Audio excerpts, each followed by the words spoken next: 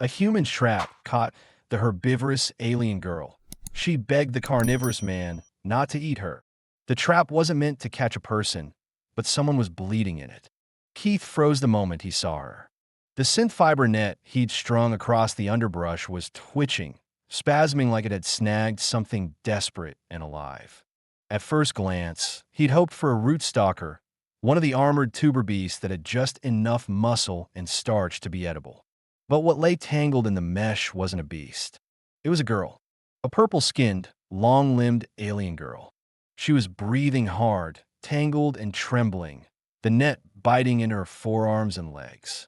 Strands of white hair clung to her dirt-smudged face, and where her skin touched the synth rope, thin trails of blood glimmered in the dusk light. Her eyes, wide, amber gold, and unblinking, were fixed on him in sheer panic. Then she whispered, voice raw and shaking, "Please, don't eat me." Keith blinked. "What?" She recoiled violently, arms yanking against the cords, her breath catching with terror. "Please don't eat me," she repeated louder, eyes glassy with desperation.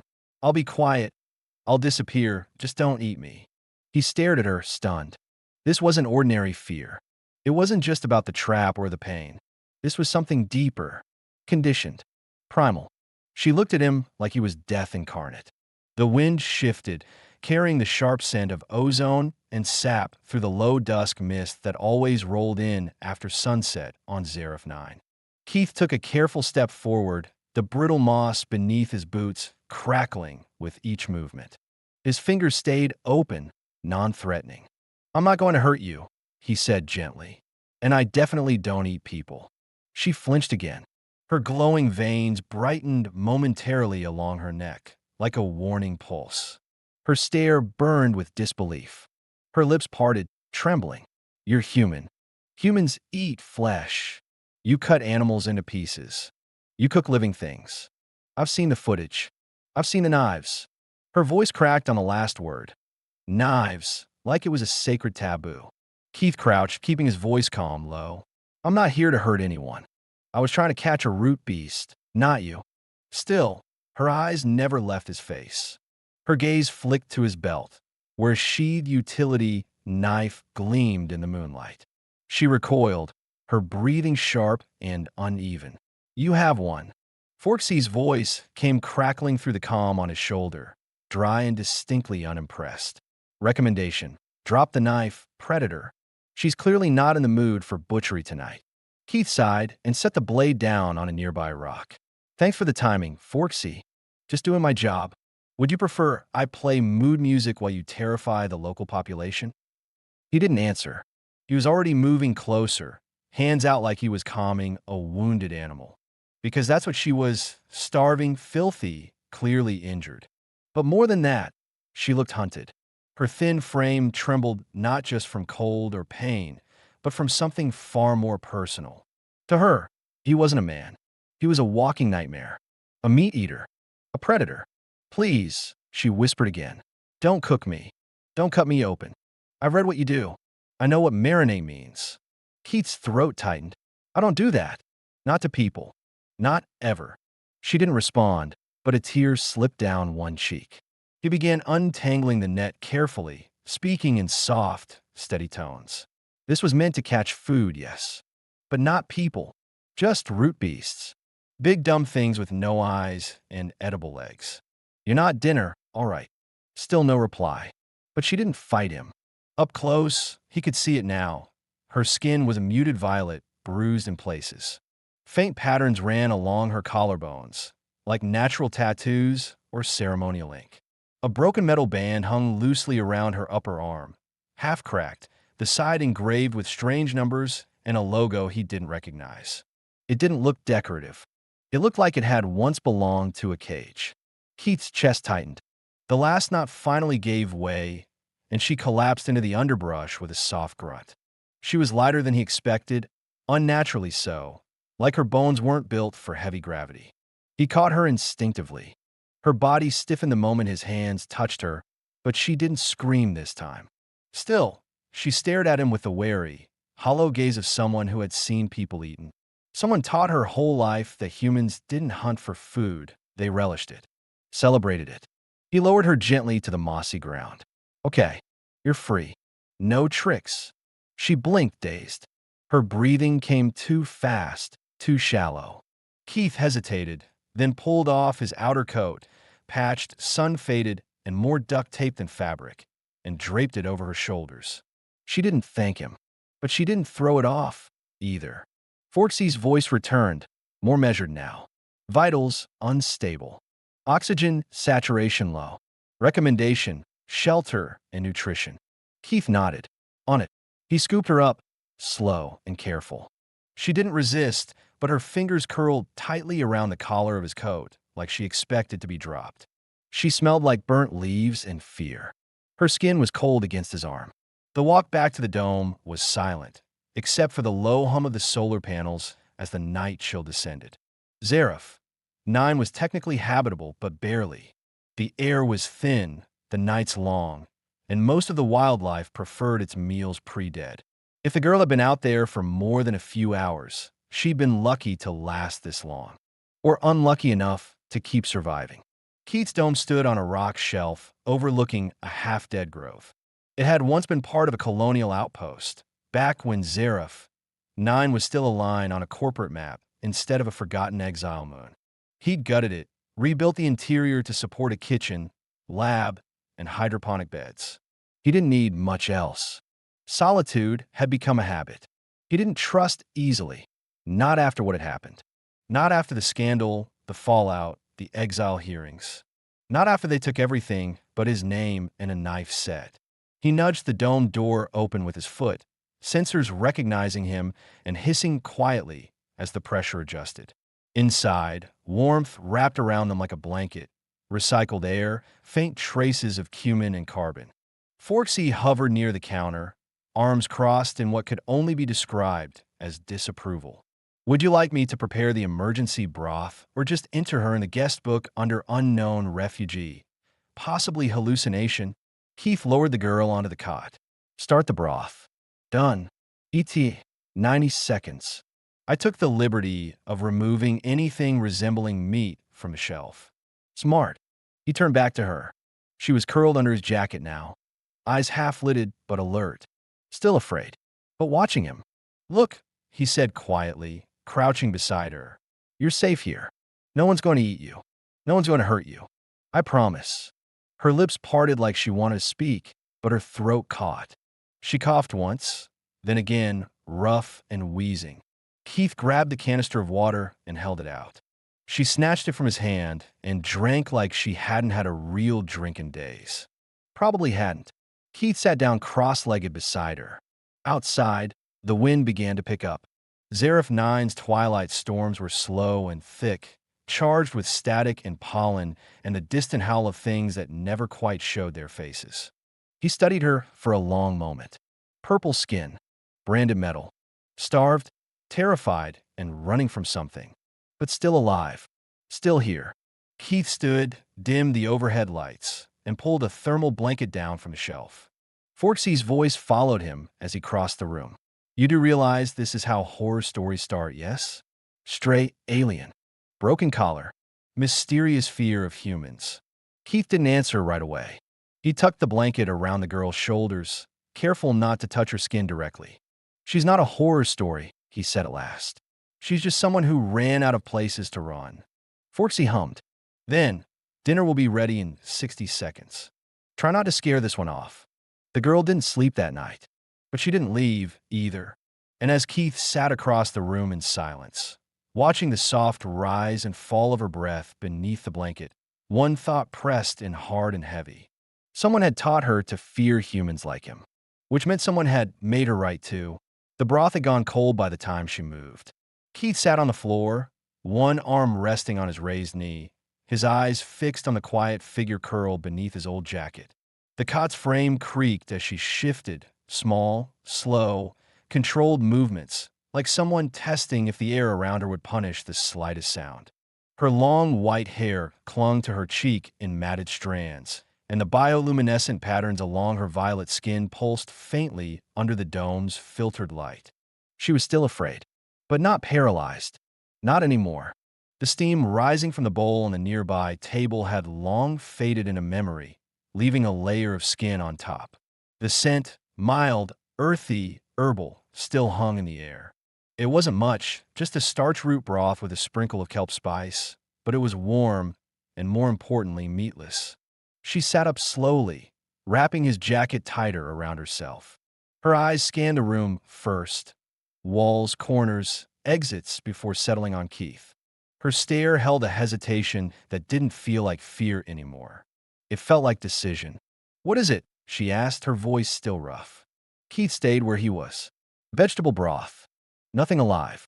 No meat. No tricks." A long pause. "You cooked it." He nodded. Another pause. Longer this time. She stared at the bowl. "Do you always prepare your food? Even the animals?" "Used to," Keith said quietly. "I don't anymore." Her gaze dropped to his belt. Even though the utility knife was gone, she could still see where it had hung. Her shoulders stiffened. "You slice them. Boil them. Eat their bodies." "I don't." "But you have." He didn't answer right away. The truth didn't leave him much room to deny it. Across the room, Forksy rolled out of his docking slot and hovered closer, his mechanical voice as dry as the desert moon winds. "For what it's worth, I haven't seen him roast anything that once had a heartbeat in months. He's gone tragically vegan. I suspect it's penance." Keith gave him a sidelong look. "Helpful. I try." She didn't smile, but she didn't flinch either. That alone felt like a small miracle.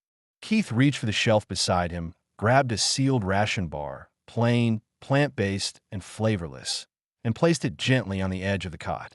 "No preparation. Scan it if you want. It's standard humanitarian issue. Refugee food." She took it, not quickly, but deliberately. Instead of biting it, she examined the packaging, turning it over in her hands. Her thumb paused on the barcode. Her other hand trembled slightly as she touched it to her forearm, an almost ritualistic gesture. Keith noticed the scarred skin where a worn metallic band still hung. Half cracked, the edge corroded. A faint sequence of numbers etched into it glimmered in the light. It wasn't decorative, not even close. She didn't unwrap the bar right away. Instead, she said, "You didn't ask my name. I figured you'd tell me when you were ready." She studied him. "My name is Leora." He nodded. "Keith." Leora's eyes dropped again to the food. She peeled back the wrapper slowly. She took one bite, tentative like she expected poison or bone inside. Then another. Her jaw worked slowly, mechanically, like chewing was a chore she didn't trust yet. She swallowed with visible effort. Then she coughed. One sharp burst, hand at her throat. Keith shot up, grabbing a water canister from the table and holding it out. Leora hesitated only for a second before snatching it and drinking. Her eyes watered as she gulped it down, the collar of his jacket slipping from one shoulder. "Too dry?" he asked softly. "No," she said, hoarse. "Too fast." Her voice wasn't defensive anymore, just tired. Keith sat back down, not too close. They stayed like that for a while. No one rushed to speak. Outside the dome, the storm was building. The air took on a charged taste, faintly metallic and sharp at the back of the throat. The wind whistled through the narrow gullies of the nearby ridgeline. Zareth. 9 rarely raged, but when it did, the storms came like morning songs. Forksy floated by with an annoyed buzz. "Would either of you like tea, or shall I go hurl myself in the reactor?" Leora's head tilted slightly. "It talks." Keith gave a dry chuckle. "Unfortunately." "I can't hear you," Forksy called out.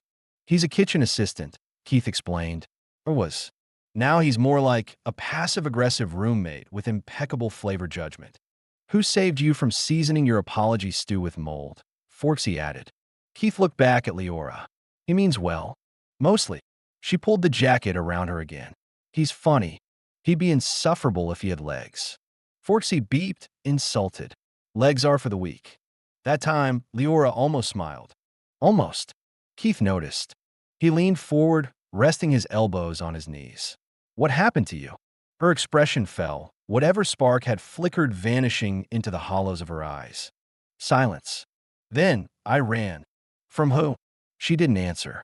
Instead, she looked around again, slower this time. Less like she was searching for an escape route, more like she was trying to understand what this place even was. You live here? Alone? Yeah. Why? Keith hesitated. Let's just say, the galaxy decided it was safer if I kept my knives to myself. She frowned, not quite understanding, but she didn't press. Eventually, she asked, "Do you sleep?" "Sometimes." "Do you expect me to?" "I won't ask you to." She stared at the second cot for a long time. "I don't sleep near humans." "You don't have to. I'll stay up. You take the cot. I've slept on worse floors." "You said you used to be a chef?" "Yeah." "What did you cook?" "Whatever I could get my hands on. That's what scares me." He nodded slowly. "I get that." Leora leaned back against the wall, knees pulled up under her chin, jacket still draped around her like a shield. Her fingers toyed with the edge of the ration bar wrapper, crinkling it softly. Keith stood and walked to the small stove, opened a drawer, and pulled out a tiny, cracked tin. "What's that?" she asked warily. "Something I haven't used in a long time." He held it open and turned it to show her. Inside was a small pouch of dried herbs. Colorless now, but rich once. Earthy. Complex. "Zephyric leaf," he explained. "Back when I had connections. You can't even find this stuff on the core stations anymore." Leora's eyes widened. "We use that. For rituals." "I know. You've cooked with it. Once. It didn't go well. It wasn't meant for heat." "No," she said, voice softer. "It's meant for steam. The scent carries memory." He set the tin on the table between them. "Want to try some?" She hesitated, then nodded. Keith boiled a shallow bowl of water, dropped a pinch of the leaf in, and stepped back. The aroma that rose was unlike anything else. Not powerful, not loud, just whole. Like the echo of a song you'd heard as a child and forgotten until just this moment. Leora closed her eyes. When she opened them, they shimmered. "Thank you," she whispered. Keith watched her. This girl who had begged not to be eaten just hours ago, now breathing in the scent of her world in a foreign kitchen on a dead moon. For a moment, neither of them moved. Then Forksy's voice cut in, perfectly timed. "I'll log this as a successful emotional exchange. Should I schedule trust-building exercise too?" Keith smiled. "Go recharge, Forksy." Unappreciated as always. The bot rolled away. Outside, the wind howled harder. Lightning flickered on the horizon. Inside the dome was still. Safe for now. But Keith couldn't shake the thought as he looked back at Leora, who now sat quietly cradling the steam bowl in her lap. Whoever she was running from hadn't caught her yet, but they were probably still looking. And now, she wasn't alone anymore. The storm broke just before dawn. Rain on Zareth, 9 didn't fall like on Earth. It drifted sideways, thick with spores and static charge, rattling against the dome panels like a slow, angry hiss. Keith stood in the greenhouse tunnel, watching the silvered haze smudge the horizon, arms crossed and mind elsewhere. Behind him, Leora slept. It was the first time she'd closed her eyes for more than a few minutes since she'd arrived. She hadn't curled up like prey this time, either. She'd taken the cot, lay back on her side, one hand resting against the water canister, the other still curled around the empty ration wrapper. She was still wrapped in his jacket. He hadn't reclaimed it. He didn't want to. Forksy hovered by the fermenter tank, scanning nutrient ratios with unnecessary flourish. "You're watching the storm like it owes you an apology." Keith didn't glance back. "Just thinking. Trouble? I don't know yet." Forksy whirred in a contemplative tone. "You've got a stranger in your home, possibly wanted by a government or a gang, or both. She's terrified of your species, doesn't eat your food, and might be being hunted by whoever put that lovely tracking collar on her. What's her to worry about?" Keith raised an eyebrow. "You forgot traumatized alien pacifist. My diagnostic scripts don't include optimism, Keith." He exhaled, finally pulling his gaze from the distorted horizon. "She slept." Forksy paused. "So she trusts you. Or she's exhausted. The difference is important." Keith said nothing. He walked back through the tunnel, past the hydroponic racks, back into the living quarters where the air was still heavy with the scent of last night's steam infusion. The tin of dried zephyric leaf sat sealed on the shelf again. a strange artifact from a culture he barely understood, and a comfort she'd clung to like a memory made real. Leora stirred as he entered. She didn't startle, just blinked, slowly adjusting to the light. "Storm woke you?" he asked. "No, I don't think I was really asleep." Her voice was husky but clear. "I was somewhere between. That's still progress." She sat up, wincing as she shifted. The band on her arm caught on the blanket and twisted. She pushed it away absently, but Keith saw her grimace. He crouched beside the cot, careful not to crowd her. "That thing needs to come off. It's half broken and rusting into your skin." "It's locked," she said, "internally coded to pulse every few hours. I've tried to disable it before. It shocks. Can I look?" She hesitated, then nodded slowly. Keith gently took her arm. The metal band was thin, etched with faint script along the underside, and cracked clean through one side. Burn marks from previous shock attempts dotted her skin beneath it. His stomach turned at the sight. "This was meant to track you." She nodded. "Or to mark me. Depends who you ask." "Who put it there?" Leora looked away. "Does it matter? To me?" "Yes." She was quiet for a long moment. Then, "A research vessel. Not official government. A private faction. They call themselves collectors.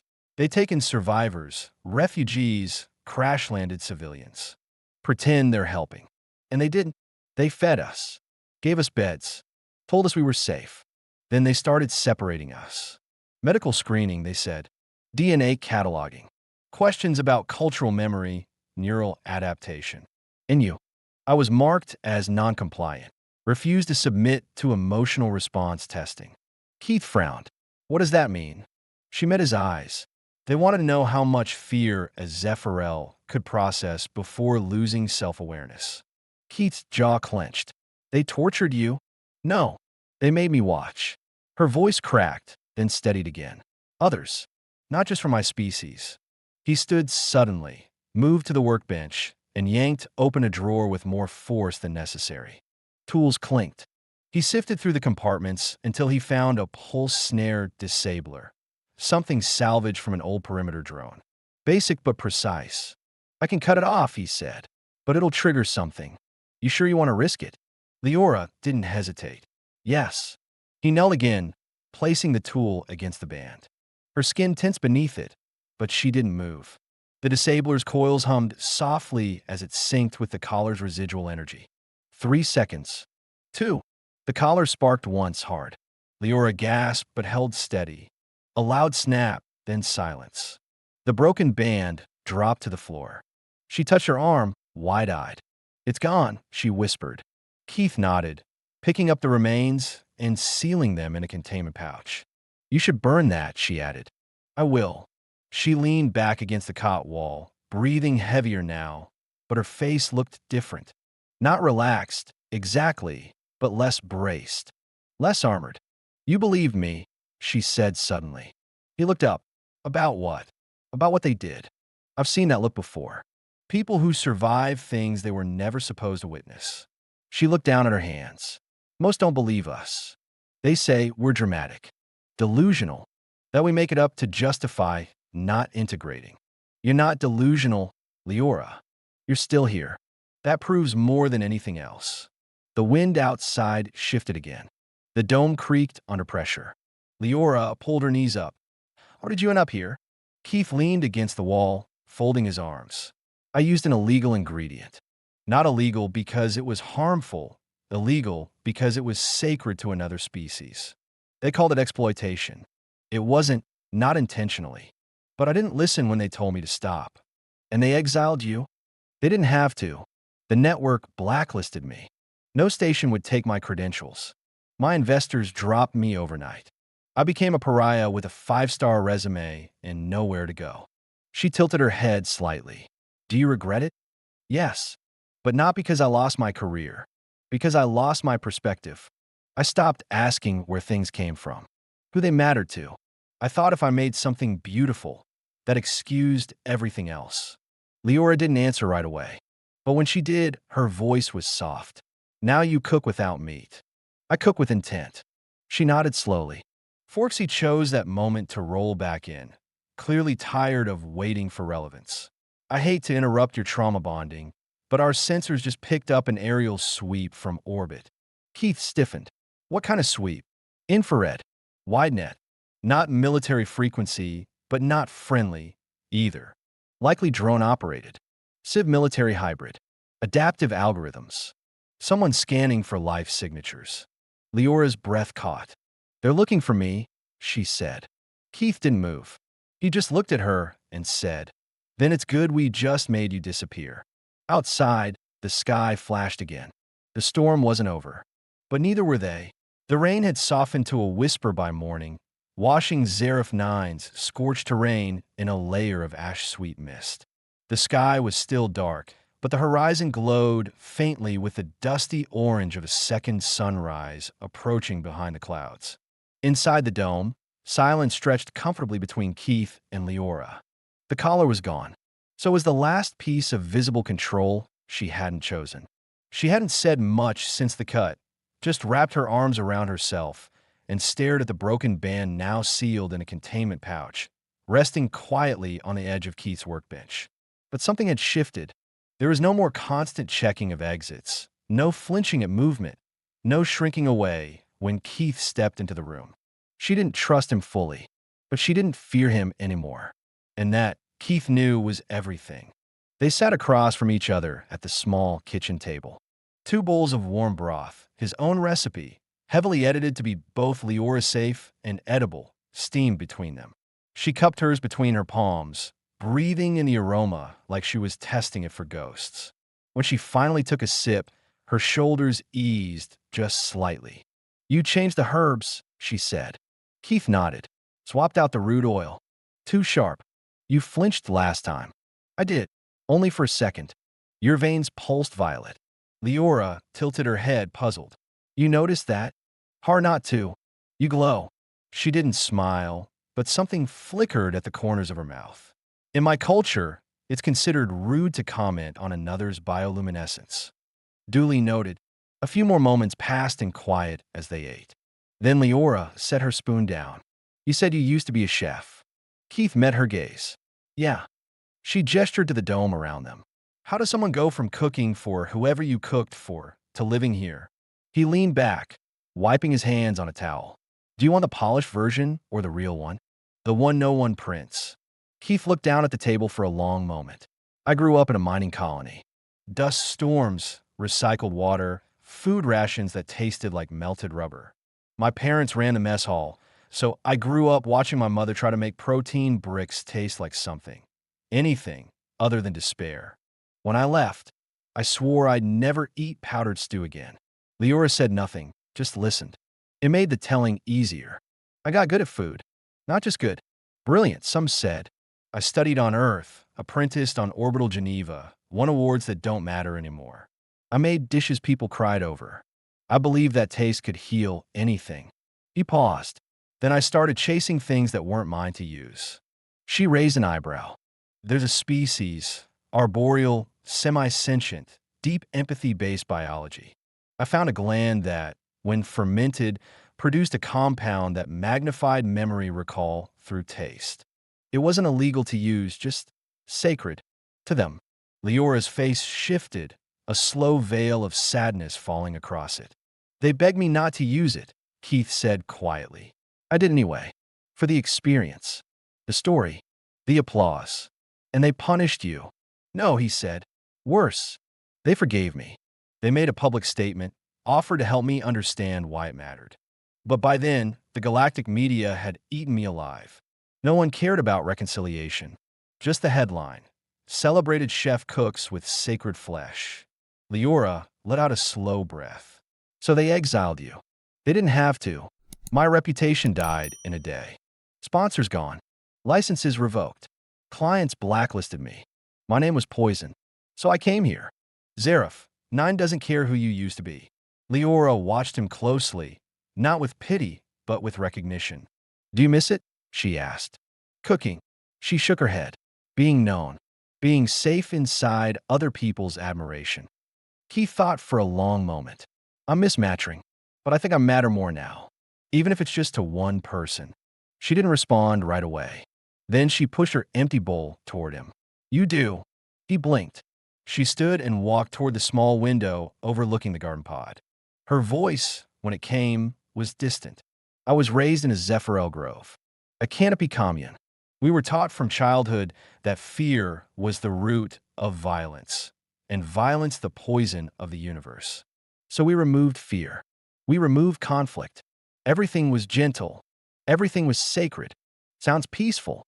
It was, she said, with an ache behind the words. But we were unprepared. When the sky collapsed, no one fought back. The rot reached the canopy before we accepted it was real. The rot. Atmospheric collapse. Planetary destabilization. Climate layers folding in on themselves. It came like fog, but with teeth. It unrooted everything. I left on the last drift pod that made it off-world. She turned to him. Her expression was unreadable. We weren't taught how to run or survive, just how to stay calm, obey, accept. And then you ended up with the collectors. She nodded. They told us we would be studied to protect what remained of our culture. They said our values were rare, beautiful. Then they started pulling us apart, piece by piece, until there was nothing left of what made us sacred. Keith walked over slowly. Why did they mark you non-compliant? Because I asked what they were doing? Because I remembered what fear felt like, and I refused to pretend it wasn't real. He reached out, carefully, palm up between them. Leora looked at his hand. Then, with steady fingers, she placed hers in his. It wasn't an embrace, not a gesture of possession, just contact, chosen, equal. You didn't run from what you did, she said. You came here to rebuild. I ran because I was never taught another option. But I'm tired of running. Keith tightened his fingers gently around hers. Then don't. Forksea's voice crackled through the silence like a misplaced alarm. Interrupting moment of intimacy to report. Sweep drone has entered lower orbit. Visual confirmation pending. Leora's hand stiffened. Keith didn't let go. We'll handle it. She looked at him, eyes steady. You're sure? I'm not, but I'll still stand in front of you. A beat passed. Then she nodded. Whatever came next, they would face it together. And for the first time in a long time, both of them understood exactly what they were holding on to. The storm passed in the early hours, leaving behind a sharp, clean silence. Zareth, 9, was still, as if the wind had scraped every edge of sound from the landscape. Inside the dome, a different kind of weather was shifting, more subtle, more complicated. Leora stood in the kitchen, squinting suspiciously at the array of tools laid out on the counter like surgical instruments. Forksea hovered nearby, projecting the words sterilized in blinking blue letters, as if that made it better.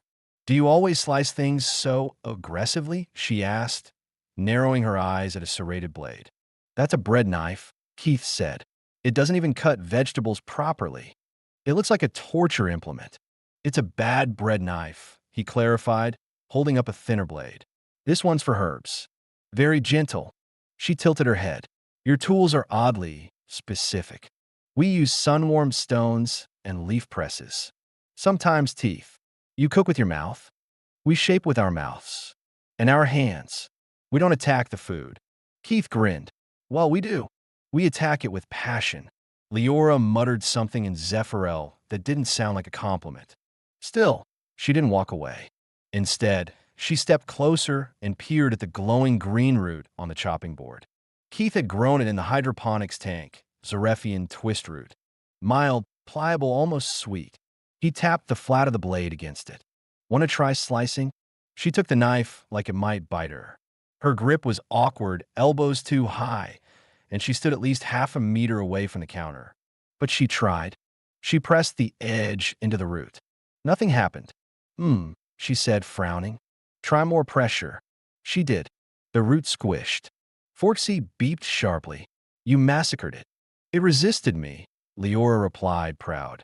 Keith laughed, then reached around her carefully, his arms brushing her sides as he adjusted her hand. Here, he said, his voice closer to her ear than he meant. Pinch the spine of the blade. Use your knuckles as a guide. She stiffened for half a second, then relaxed. Slowly, her posture shifted. The next slice landed smooth and clean. Her eyes widened. Oh, she whispered. That felt satisfying. Now you get it. Leora smiled. I thought humans only liked food because it died first. He rolled his eyes. We like it because it tastes like something. Don't punish us for having tongues. We have tongues. We just don't use them like weapons. She sliced again. Perfectly. Forksy chimed in. The leaf girl is improving. I retract 17% of my prior judgments. You had prior judgments? Leora asked. I'm always judging. They moved through the recipe together. Keith sauteing fungal stalks, while Leora arranged sliced roots into a delicate spiral. She was meticulous, placing each piece with care. At one point, she adjusted one by a millimeter, then nodded in approval. Keith couldn't help but stare. You really don't do anything halfway, do you? He asked. It's a sacred act. Food arrangement is emotional narrative. On Earth, we just call it plating. She sniffed. Barbaric. He grinned and reached for the spice jar, one of the Zephyral safe ones. A dried pollen from swordgrass bloom. It gave a citrusy scent when warmed. He shook it over the dish with a practiced flick. Leora froze. What was that? What? That motion. He blinked. It's just seasoning. I do it by instinct. She mimicked the flick of his wrist. This looks like a mating display. Is that what you're doing? Keith coughed. No, because if it is, it's working. That pollen is amazing. He turned away, laughing, cheeks flushed with the kind of warmth he hadn't felt in years. They sat together when it was done, cross-legged on the floor, plates between them. Keith took a bite first, chewing slowly, watching her. Leora hesitated. Then she picked up her first slice. One bite, then another. Her shoulders fell, and she made a soft noise, almost a hum. Then she hiccuped. Once. Glitter. Keith blinked. Seriously? Leora covered her mouth, mortified. I thought that stopped happening. He chuckled. It's adorable. And slightly hazardous. I'm still finding sparkle in my boots from last time. She glared at him, but she was smiling now. Her eyes were brighter than he'd ever seen them. They ate in silence for a moment longer, knees almost touching, the space between them shrinking without anyone pointing it out. The storm had faded, the drones hadn't returned, and for the first time since she'd arrived, Leora looked like someone who belonged in the room. Then Keith cleared his throat. I made something else. Her eyes narrowed. What kind of something? A surprise. He stood and walked to the cooling rack, returning with a small cup of gel, crystal clear and dotted with blue seeds. I tried recreating a Zephyral sweet. From the texture you described. Leora stared at it. You made this for me? He nodded. She took it gently, holding in both hands. Then, in a gesture so subtle he almost missed it, she lifted her hand, just barely, and touched his wrist. In Zephyral culture, it meant gratitude with trust. She tasted the gel. Her eyes filled immediately. I haven't tasted this since I was 13, she said. It's not right, but it's so close it hurts. I'm sorry it's not perfect. No, she whispered. I didn't mean that. I meant, thank you for trying. Keith didn't reply. He reached out, slowly, brushed a strand of her white hair away from her face. She didn't pull back. The touch lingered. His thumb rested just at her cheekbone, her skin warm under his calloused fingers. And for a moment, everything stopped. She leaned forward, hesitantly, questioning. He met her halfway. The kiss was soft, barely there, more breath than pressure, but it landed like a promise. When they parted, she exhaled. You're not like the others. I hope not. She touched her forehead to his, gently. Then Forksy's voice blared through the dome. Warning, romantic proximity exceeding baseline safety parameters. Recommend ventilation. And privacy. They both broke into laughter, but neither moved away. Because for the first time since she fell from the sky into his broken world, she wasn't afraid. And he wasn't alone. The day after the kiss was quieter than most. There was no awkward tension, no forced conversation. If anything, the silence between them had grown warmer, less like distance and more like breath. Shared, understood. They moved around each other with ease, without needing to ask what came next. Leora was the first to rise, barefoot and focused, combing through the herb shelf like it held the answers to something sacred. Keith watched her from the kitchen, letting the kettle hum while she sorted blossoms by color and scent. The glow in her hair was soft, pulsing faintly with each movement. She was humming. Not a tune, not quite. Just vibrations, long, airy chords that wove themselves into the atmosphere of the dome like mist. You do that often? He asked, pouring tea into 2 cups. Only when I'm at peace, she replied, without turning. He handed her the mug. Their fingers touched briefly as she accepted it. No spark, no dramatics. Just connection. Familiar. Natural. Forksy rolled in, projecting a muted yellow standby icon on his display screen as if that excused his eavesdropping.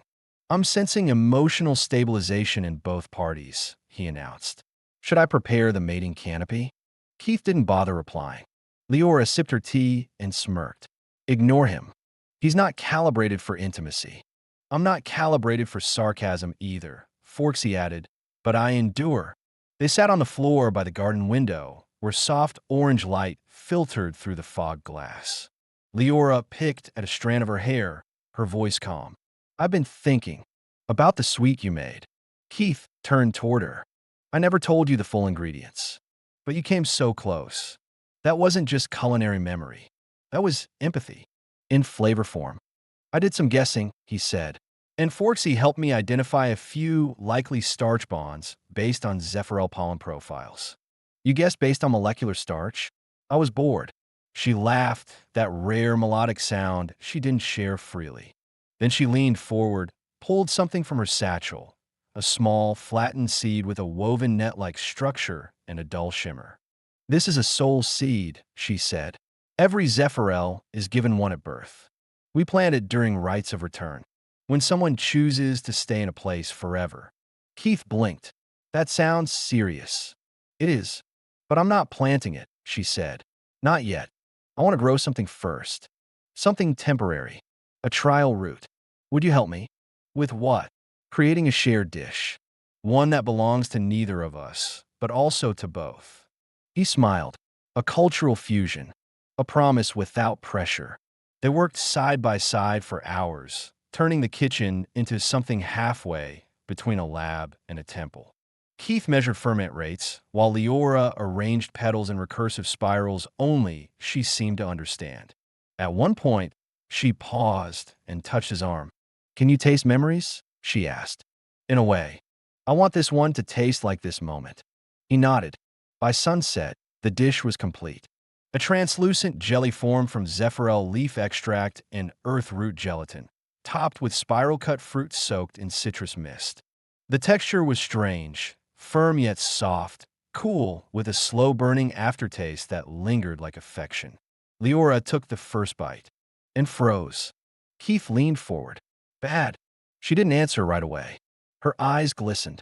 Then she held out the spoon. Try it. He did. The flavor was mild at first, nothing extravagant. But then it swelled like warmth building under the tongue. Something gently euphoric. What is that? He asked. It's not taste, she said. It's resonance. Our biologies matched at the cellular level. You built flavor on an emotional frequency. He blinked. That wasn't intentional. It rarely is. She stood, stepped closer. Her fingers brushed his wrist, then slid upward to his elbow. He didn't move. I want to show you something, she said softly. She guided him to the far end of the dome, to the small vine-wrapped alcove she'd built from garden trimmings and glow bark. Inside, resting on a makeshift cushion, was her soul seed. She knelt, and after a moment's hesitation, he knelt beside her. I'm not planting it, she repeated, but I want to leave it here for now.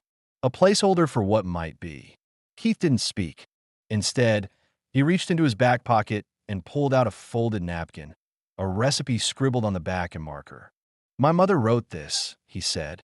It's from when I was 5. The first thing I ever cooked with her. He placed it beside the seed. They looked at each other, and there was no distance left between them. She leaned in. This kiss was deeper, slower. His hands rested on her waist. Hers slipped into his hair. They stayed like that, breathing together, sharing warmth and time. Forksy's voice finally interrupted, quieter than usual. Heat levels in the dome rising. Atmospheric regulators initiating a romance threshold cooldown. Neither of them moved. Later, As they curled together on the floor beneath the vines, Keith whispered, "What does this mean in your culture?" She traced a line down his chest. "It means we've begun the middle." He looked at her, puzzled. "The middle? We don't believe in endings. Only turning points." Keith smiled. "Then let's keep turning." It had been 12 days since the drone. 12 days without scanners overhead. Without static pulses through the dome.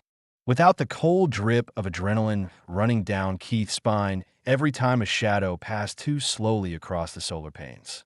The quiet no longer felt like a warning. It felt earned.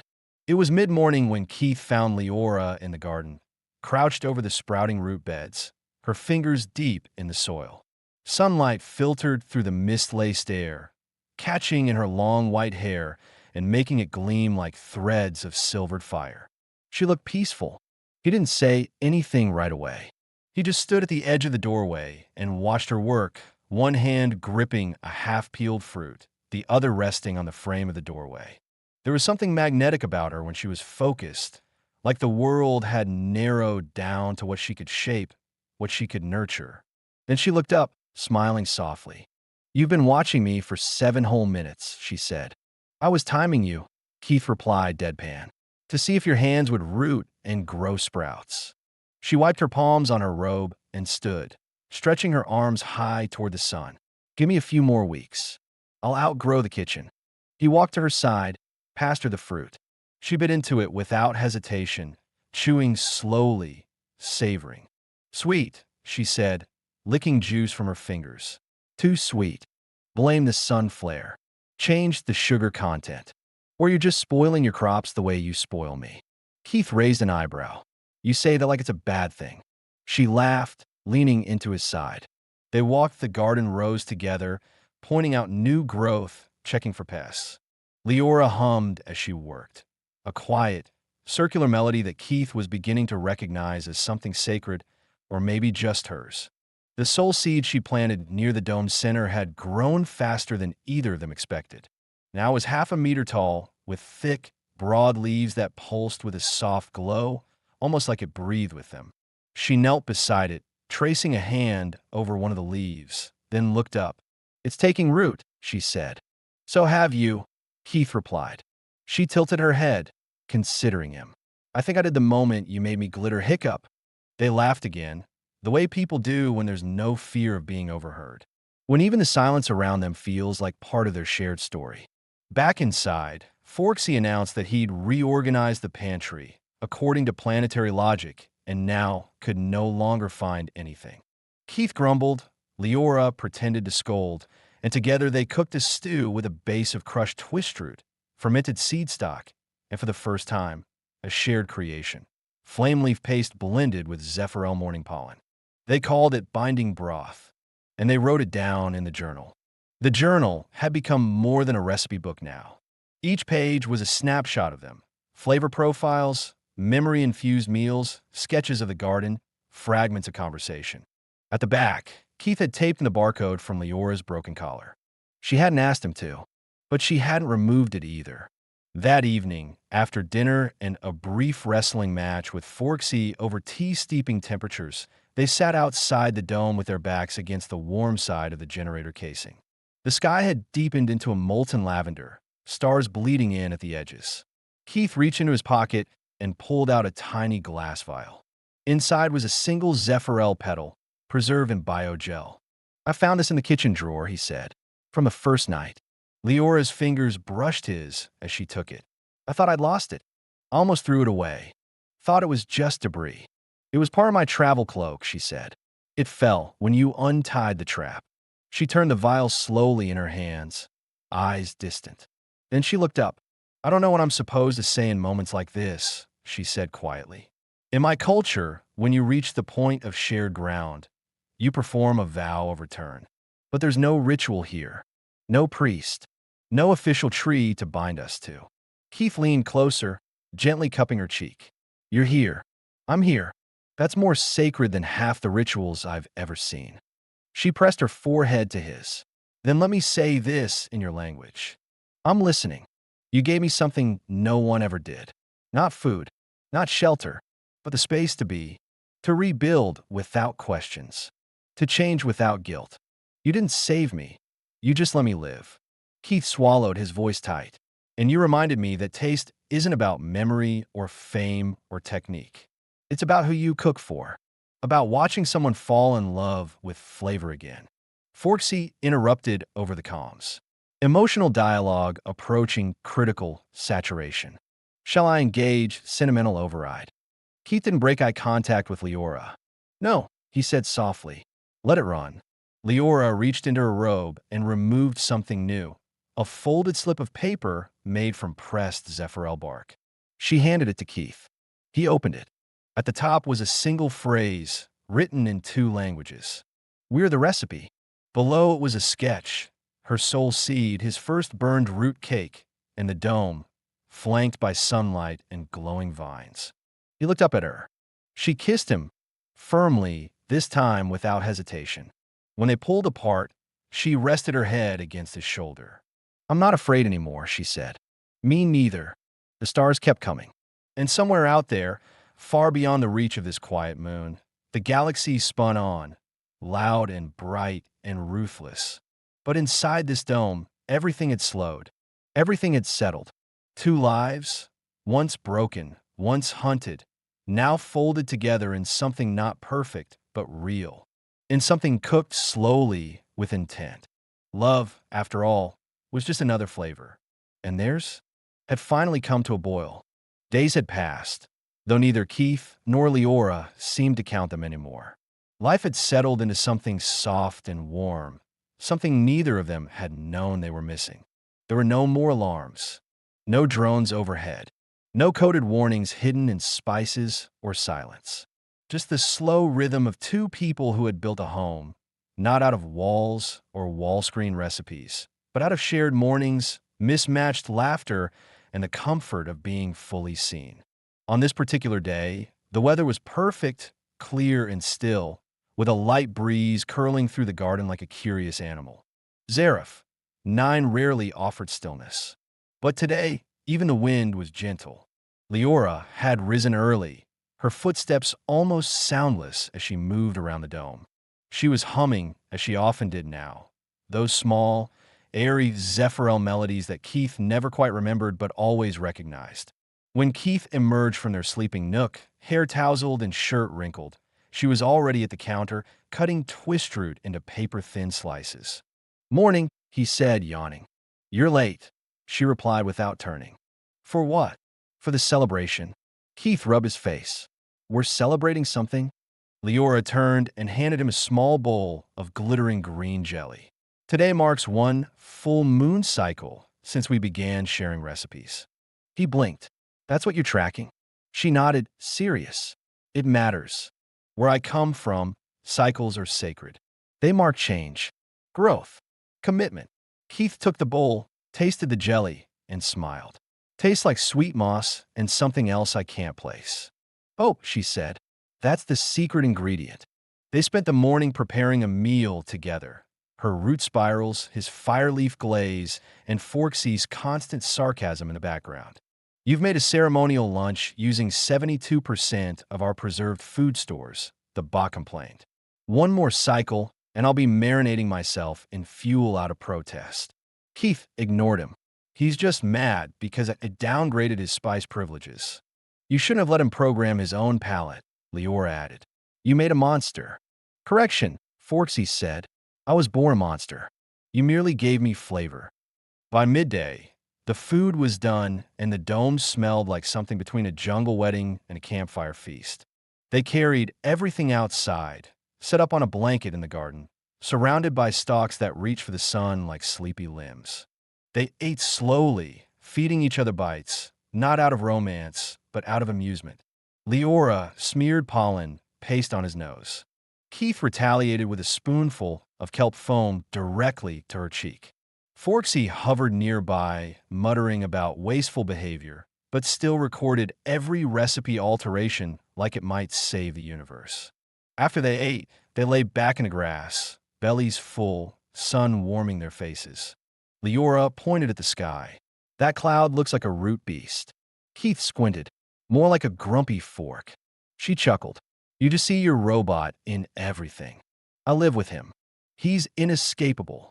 She rolled on her side, propping herself up on one elbow. You know what I see when I look up now? He shook his head. Possibility.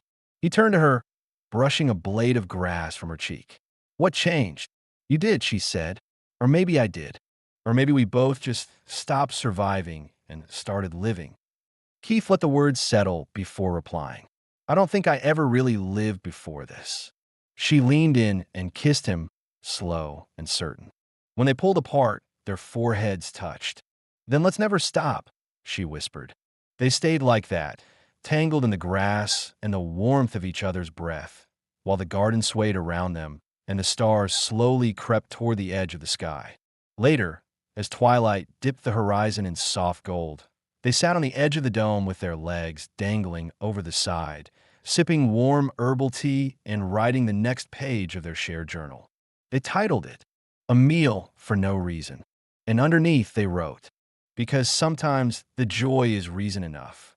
And on that quiet, golden evening on a forgotten moon, there was no war, no escape, no fear. Just two hearts, a little laughter, and the feeling that everything at last was exactly where it belonged.